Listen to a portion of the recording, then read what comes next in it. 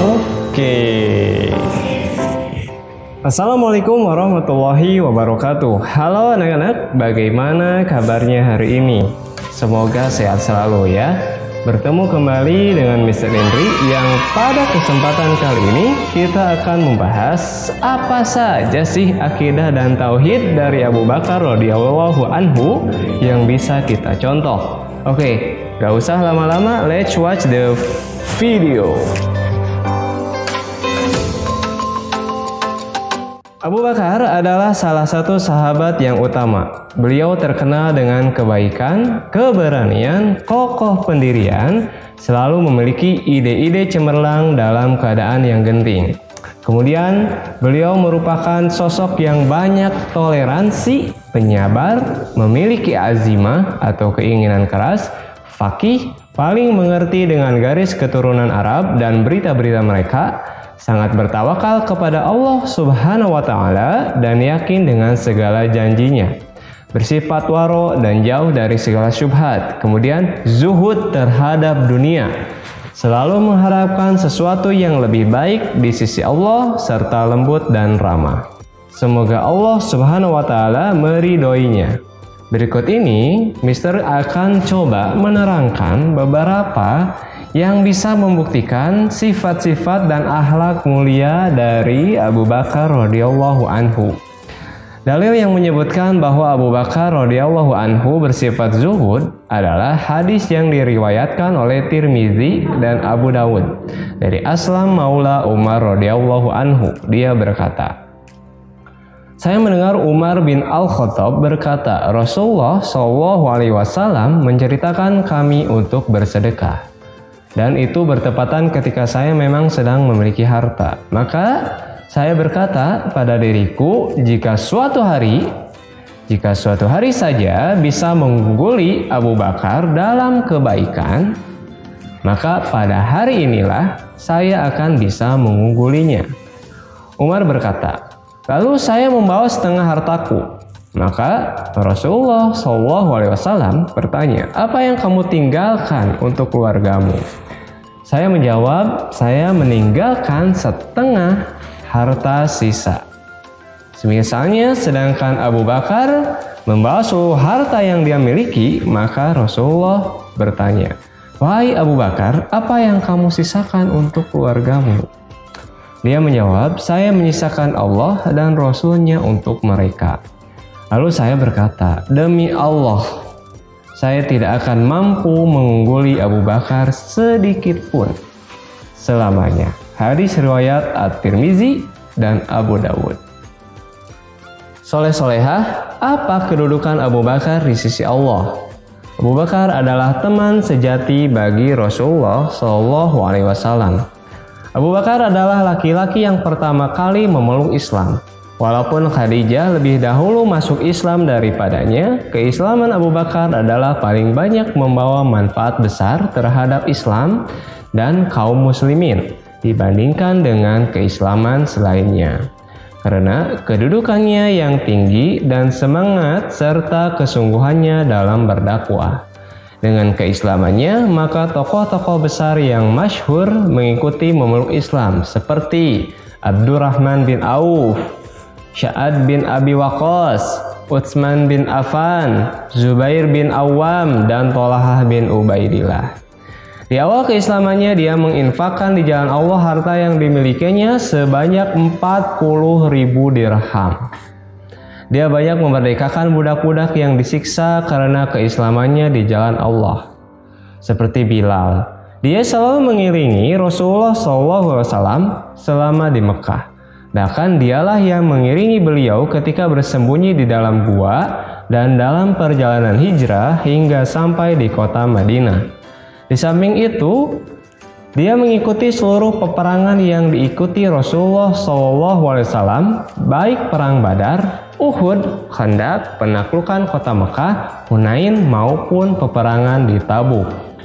Akhlak Abu Bakar inilah yang membuatnya menjadi sahabat utama Rasulullah SAW. Wahai Abu Bakar, jangan menangis. Sesungguhnya orang yang paling besar jasanya padaku dalam persahabatan dan hartanya adalah Abu Bakar. Kalau seandainya aku mengambil khalil atau sahabat kesayangan dari umatku, niscaya aku akan menjadikan Abu Bakar sebagai khalilku. Hadis riwayat Bukhari. Diriwayatkan dari Ibnu Umar, dia berkata, kami selalu membanding-bandingkan para sahabat di masa Rasulullah SAW. Maka kami sepakat memilih Abu Bakar yang paling utama, kemudian Umar, selanjutnya Utsman bin Affan. Diriwayatkan dari Muhammad bin Al-Hanafiyah, dia berkata, aku bertanya kepada ayahku, Ali bin Abi Thalib, siapa orang yang paling baik setelah Rasulullah SAW? Maka beliau menjawab, Abu Bakar. Kemudian aku tanyakan lagi, siapa setelahnya? Beliau menjawab, Umar. Dan aku takut jika dia menyebut Utsman sesudahnya, maka aku katakan, setelah itu pasti Anda. Namun menjawab, aku hanyalah salah seorang dari kaum muslimin. Soleh-solehah, apa kelebihan Abu Bakar? Sahabat yang paling banyak ilmunya.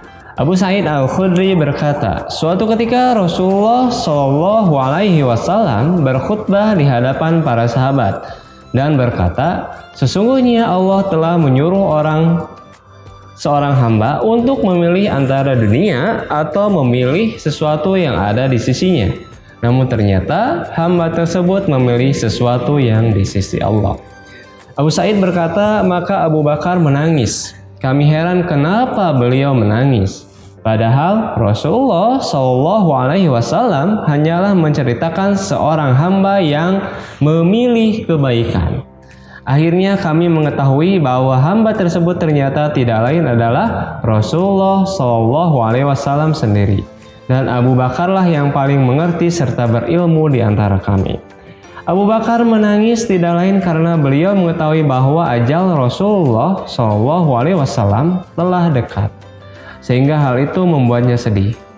Kemudian Rasulullah SAW bersabda, sesungguhnya orang yang paling besar jasanya kepadaku dalam persahabatan dan kerelaan mengeluarkan hartanya adalah Abu Bakar.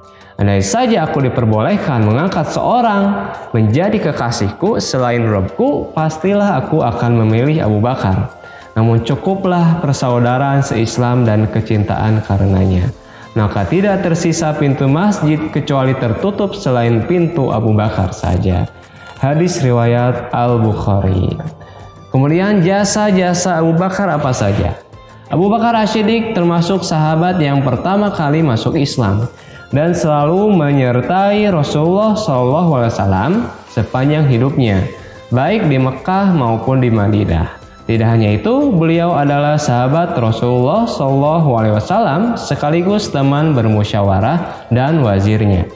Di tangannya para senior sahabat memeluk Islam seperti Utsman bin Affan, Zubair bin Awam, Abdurrahman bin Auf, Sa'ad bin Abi Waqqas, dan Thalhah bin Ubaidillah.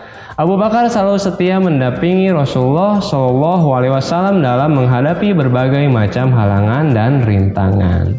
Selain itu, beliaulah yang menemani Nabi di kala hijrah dan turut serta dalam setiap peperangan bersama Rasulullah SAW seperti Badar, Uhud, Khandaq, Hudaybiyah, penaklukan kota Mekah, Hunain, Tabuk, dan pertempuran besar lainnya. Setelah menjabat sebagai khalifah, beliaulah yang bertugas dan bertanggung jawab terhadap seluruh negeri Islam dan wilayah kekhalifahannya sepeninggal Rasulullah SAW, maka tercatat sejumlah reputasi beliau yang gemilang. Di antaranya, yang pertama, instruksinya agar jenazah Rasulullah SAW diurus hingga dikebumikan. Kemudian yang kedua, melanjutkan misi pasukan yang dipimpin Usamah yang sebelumnya telah dipersiapkan Rasulullah SAW sebelum wafat. Yang ketiganya, kebijakannya menyatukan persepsi seluruh sahabat untuk memerangi kaum murtad. Kemudian yang keempat, Ibnu Katsir berkata pada tahun 12 Hijriah, Abu Bakar As-Siddiq memerintahkan Zaid bin Sabit agar mengumpulkan Al-Quran dari berbagai tempat penulisan, baik yang ditulis di kulit-kulit, dedaunan, maupun yang dihafal dalam dada kaum muslimin. Peristiwa itu terjadi setelah para qari atau penghafal Quran banyak yang terbunuh dalam peperangan Yamamah. Sebagaimana yang disebutkan dalam kitab Sahih Al-Bukhari, Imam Al-Bukhari berkata bab pengumpulan Al-Quran, kemudian dia mulai menyebutkan sanadnya hingga sampai kepada Ibnu Syihab dari Ubaid bin Sabak bahwa Zaid bin Sabit pernah berkata, Abu Bakar As-Siddiq mengirim surat kepadaku tentang orang-orang yang terbunuh di perang Yamamah. Soleh-solehah yang dicintai oleh Allah Subhanahu wa Ta'ala, marilah kita meneladani keteguhan Abu Bakar dalam menegakkan Islam. Dia memiliki karakter seorang muslim sejati yang menjadikannya dicintai oleh Rasulnya. Itu saja untuk materi kali ini. Silakan kalian, apa saja poin-poin penting yang tadi disampaikan oleh Mister, dan silakan kalian rangkum isi video tersebut. Akhir kata, tetap berkreasi, berinovasi, dan berprestasi. Assalamualaikum warahmatullahi wabarakatuh.